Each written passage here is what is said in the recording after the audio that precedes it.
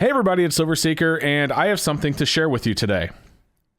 I'm a silver stacker. I know, right? It's like going to an AA meeting. You have to admit it to yourself every once in a while so you don't go crazy, you don't forget, and you go out and spend all of your money on silver, because I don't believe that anyone should spend all of their money on silver. You should never put all of your eggs in one basket, as they say.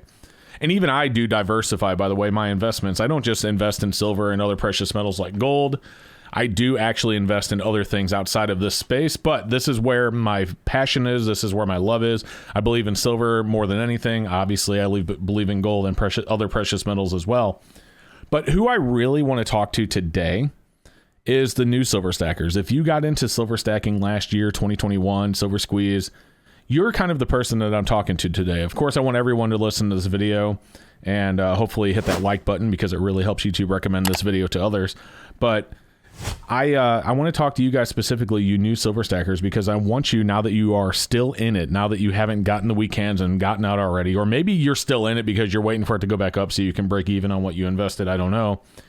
But if you're still in it at this point, you probably are starting to realize that silver is more of a fundamental investment. It's more of an insurance or a hedge against inflation than it is that next big GameStop, when, I'm going to be a millionaire tomorrow type thing.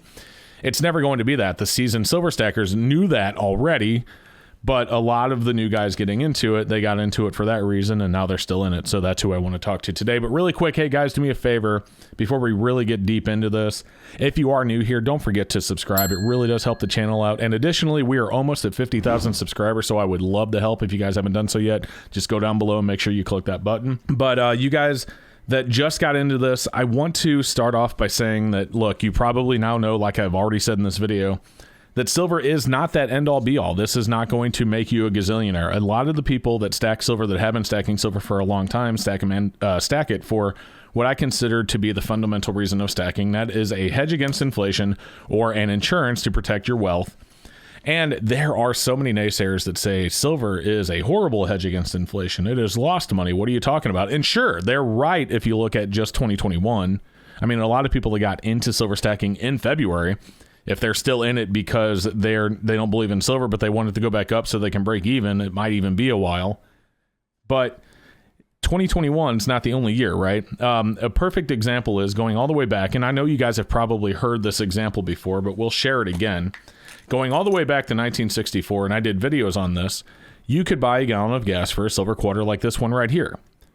Believe it or not, you can still do so today. Right now, this silver quarter melts for about $4. In other words, it's worth a gallon of gas right now. In fact, where gas is by me, it's $2.95, I think, last I checked on the way home. I think most places it's, somewhere in 3 and up. But either way, outside of California, it's probably under $4, which means that silver quarter is still going to get you a gallon of gas just like it did all the way back then. Now, of course, I do know that does not account for premium. There is a premium. In fact, silver quarters like these right here usually go for around $5 a piece if you were to buy them from a coin shop or something. You have to pay the premium, which is about 20 times face. Maybe it might be 5 1/4, 21 times face. But not accounting for premium, those silver quarters are still worth today what they were all the way back in 1964. Now, if you guys want to see a video I actually did on this last year where I talked about how silver is a hedge against inflation, I compared it to the values of like home prices, commodities that people normally use like milk and potatoes and gasoline, things like that. I did that video. I'll put a link in the description below. Make sure you go check it out because it's a really good video and it shows you what I'm talking about. Again, it's not accounting for the premium. Now, let's talk about what the premium is on silver. And you've probably heard this talked about on a lot of other channels. But a lot of people say that the premium, and I don't know if I 100% agree with this. Don't get me wrong. I do like the concept, the idea of what they're trying to say. But they are basically comparing the premium on silver to the premium that you pay for like health insurance or life insurance or car insurance, right? So, for example, you pay whatever your car insurance bill is. I don't know. Mine's pretty high because I have, teenage drivers. But whatever you pay for car insurance, you pay it to the company every single month in hopes that you never actually need it, right? So you're not going to get that money back if you don't have an accident. The insurance company is going to keep that money, of course, because they insured you for that money.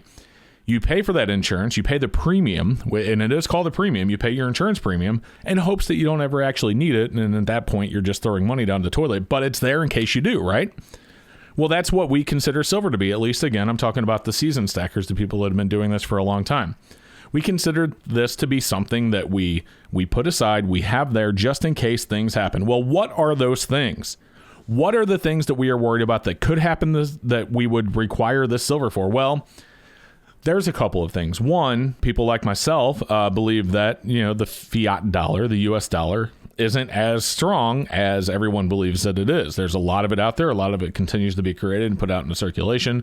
And you even see right now with the labor shortage and the wages going up quite a bit. And then as a result, you're starting to see inflation. You're starting to see prices go up, especially at fast food restaurants, at grocery stores. There's a lot of places where you're starting to see a lot of inflation go up. And a lot of that is the result of having to pay more for those employees. So that's going to be twofold, right?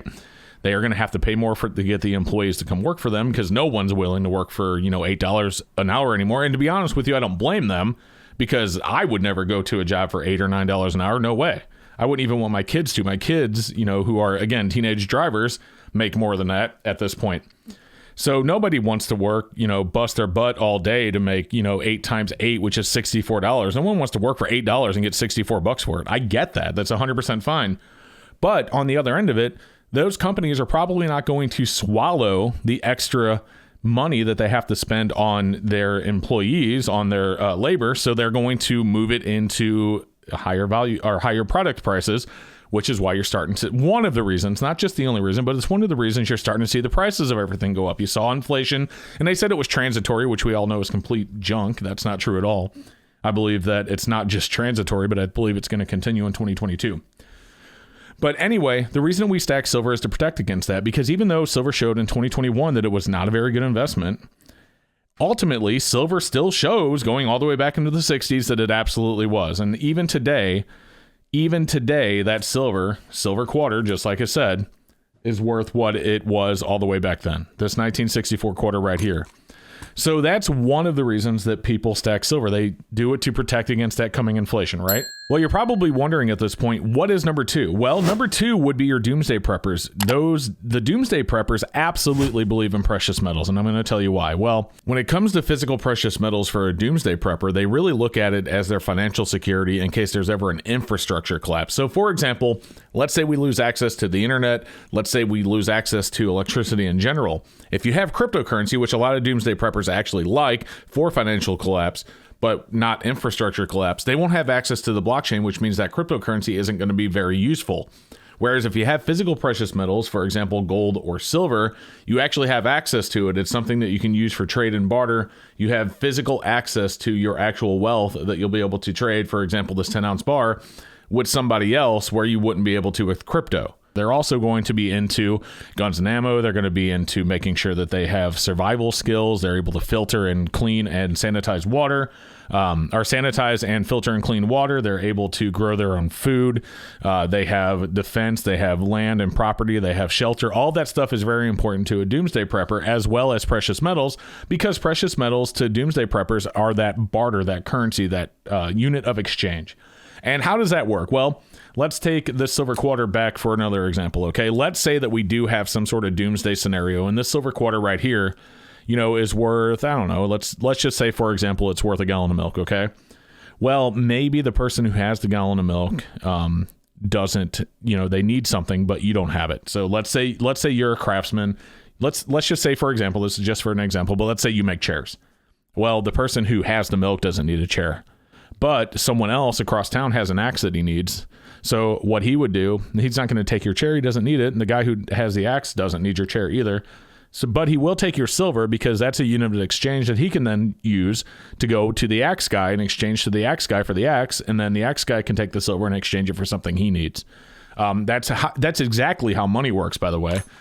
You work to get the money, and then you exchange the money for the things that you need. You don't work and then say, oh, well, I've worked for 8 hours. Give me that video game off the shelf. That's not how that works. They give you the money, then you go take the money and you exchange it at, GameStop or wherever you want to go to get your video game. And, that's how it works. That's literally the same thing that silver is, except for those Doomsday Preppers believe that silver is that medium of exchange, as well as gold, of course. But, I'm talking about silver here. They believe that silver and gold are that medium of exchange. And so they're going to stack silver, they're going to stack gold, and all the other things that I talked about previously in the video. So those are your 2 fundamental silver stacking people that have been silver stacking for a long time, well before the silver squeeze. Me personally, again, like I said, I'm more of a number one guy. I'm not a doomsday scenario person. Don't get me wrong. I'm definitely prepared. I absolutely know how to grow my own food. I absolutely know how to clean and filter water. And I absolutely have defense and land and shelter. So I don't want to use the word GUN too much on YouTube because demonetization or whatever. But I absolutely have defense and land and shelter and survival skills that are very, very important to someone who thinks that is going to happen. That being said, I'm not a doomsday prepper. I don't really go around, preparing for it. That being said, I do believe that the US dollar, which is going back to the number one thing, the US dollar absolutely can lose a lot of its value and very quickly. I don't think it's going to completely disappear or collapse into oblivion. And anyone who has left comments in other videos saying that I believe that, obviously don't listen to my videos all the way through. They probably listen to little bits and pieces and then form an opinion off of that. But I do believe that our dollar can lose value. It absolutely can. And when you have a government that's printing massive amounts of money, putting it into circulation, and when you have labor shortage because people don't want to work, and you see prices skyrocketing, and you wonder where it's all going to end, well, it could all end at a cap where our dollar's just not worth as much because everyone's making $20, $25 an hour, which again is fine. But when you go from $8 an hour to $20 an hour as the minimum wage, just for an example, you're going to see a doubling of prices because the companies are going to have to pay more to produce the products that you buy with the money that you spend. And, that it's like a never ending cycle. So what's next? 20, then 40, then 60. So we keep our silver because when that happens, the value of the silver will maintain with the decreasing value of the dollar. Again, if you look at it on a 1 year basis, if you look at 2021, there is nobody that can argue that 2021 was a great year to buy silver. It wasn't. I'm sorry. It just wasn't. The premiums were too high. The spot price was higher than it is now, especially back, a little bit earlier in the year than November, December. But, it was around 26, 27 for a while. Plus you were paying the premiums. So yeah, if you look at silver in 2021, it wasn't a good investment. But I think overall, silver absolutely will continue to be a good investment, even if it does have its bad years. Like everything else has bad years. Cryptocurrency has bad years. Stocks have bad years. Everything has its bad years. 2021 was not a good year for silver. Will 2022 be a good year? I don't know. I couldn't tell you that. I do not have a glass ball. Anyone who tells you what they know what silver is going to do this year has no idea what they're talking about. Don't listen to them. I'm telling you that. The people that know what's going on know that silver is a good investment ultimately, but they do not have a single freaking clue what it's going to do tomorrow, 2 weeks from now, 5 weeks from now, 10 weeks from now, 52 weeks from now. They do not know. I'm telling you, they don't know. They think they know, but they don't know. So many people that have speculated on silver have been wrong so many times. Way more wrong people than right. And if you guess 1,000 times, eventually you're going to be right once or twice, right? That's just how it works. So anyway, guys, that's what I wanted to share with you today. Again, if you're a new stacker, if you're sticking with it, absolutely, I think that you should. I think that silver is a very fundamental way to protect against inflation, even if it doesn't look like it right now. I think ultimately it is. Yes, I agree 2021 was a bad year, but I think it will continue to be ultimately, in the long term, a very good hedge against inflation. So guys, thank you again for watching. I hope you enjoyed the video. I hope you learned a little bit. Like I said earlier, if you like videos like this, please do me a favor. Don't forget to subscribe. It really helps the channel out. And with that being said, thank you guys so much and have a fantastic rest of your day.